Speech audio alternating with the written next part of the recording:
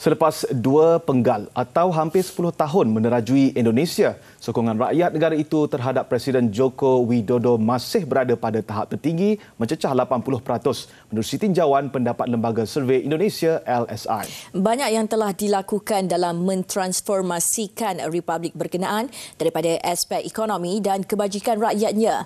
Lihat sahaja Jakarta. Selain menjadi pusat kewangan dan pentadbiran, bandaraya berkenaan kini tampil segar dengan jaringan pengangkutan awam yang moden selain peluang pekerjaan yang banyak. Dalam temu bual eksklusif bersama TV3, Presiden ke-7 Indonesia itu menekankan kesungguhan politik beliau dalam mensejahterakan lebih 276 juta rakyatnya. Dari Istana Merdeka di Jakarta, kru TV3 termasuk wartawan Fiza Sabjahan dibawa bersama kedua pusat beli belah yang terkenal di bandaraya berkenaan. Pasar Tanah Abang dan Gedung Sarinah kini berwajah baru selepas naik taraf kerana ia merupakan pusat dagangan yang melibatkan rakyat biasa. Nyata, usaha berkenaan sangat dihargai usahawan dan peniaga industri kecil dan sederhana Indonesia kerana ia telah melonjakkan pendapatan mereka. Presiden Jokowi kita orangnya sangat hebat.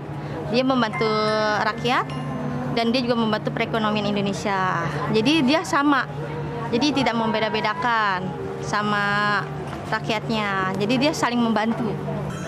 Dia banyak turun ke lapangan, melihat yang di bawah begitu. Kayak di pasar-pasar dikunjungi semua. Pak Jokowi itu sebagai Pak Presiden yang baik ya. Dia merakyat. Dia juga mau bergaul dengan rakyat-rakyat kecil gitu. Jadi masih enak dia orangnya.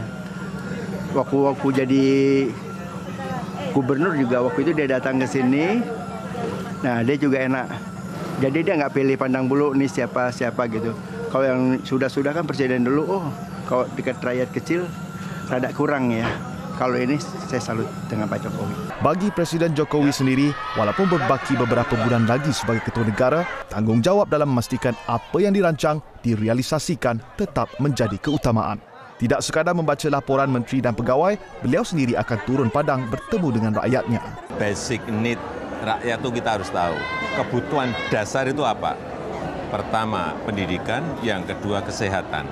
Dan itu kita berikan lewat kartu pintar sama kartu sehat kepada rakyat, sehingga mereka bisa ke rumah sakit tanpa bayar, bisa mendapatkan beasiswa untuk sekolah di sekolah dasar, tengah, sama di university. Bisa semuanya. Itu yang kita berikan karena memang rakyat membutuhkan itu. Antara yang terkesan di hati rakyat Indonesia, bantuan terus yang diterima dalam bentuk kad Kartu Indonesia Sehat atau Kartu Indonesia Pintar.